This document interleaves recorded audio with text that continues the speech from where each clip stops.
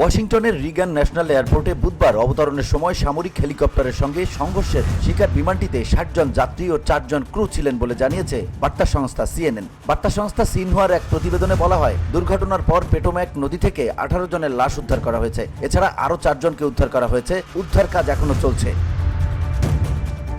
যুক্তরাষ্ট্রের federal aviation administration নিশ্চিত করেছে, বুধবার রিগাল ন্যাশনাল এয়ারপোর্ট অবতরণের সময় একটি যাত্রীবাহী বিমানের সঙ্গে সামরিক হেলিকপ্টারের সংঘর্ষ হয়। যুক্তরাষ্ট্রের এক প্রতিরক্ষা কর্মকর্তার বরাত দিয়ে সিএনএন জানিয়েছে, ব্ল্যাক হক বিমানটিতে ৩ সেনা সদস্য ছিলেন। এফএএ জানিয়েছে, স্থানীয় সময় বুধবার রাত ৯টার দিকে কানসাসের উইচিটা থেকে ছেড়ে আসা একটি আঞ্চলিক বিমান ও একটি সামরিক ব্ল্যাক হক হেলিকপ্টারের মধ্যে সংঘর্ষ হয়। বিমানটি বিমানবন্দরের রানওয়েতে অবতরণের সময় এ ঘটনা ঘটে বলে জানিয়েছে তারা।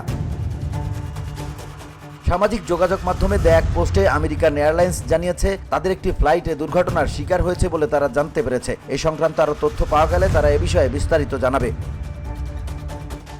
নিকটবর্তী কেনেডি সেন্টারের একটি পর্যবেক্ষণ ক্যামেরার ভিডিওতে দেখা যায়, বিমানের সঙ্গে সামঞ্জস্যপূর্ণ 2 স্যাটেলাইট একটি অগ্নিকুণ্ডের সৃষ্টি হয়েছে।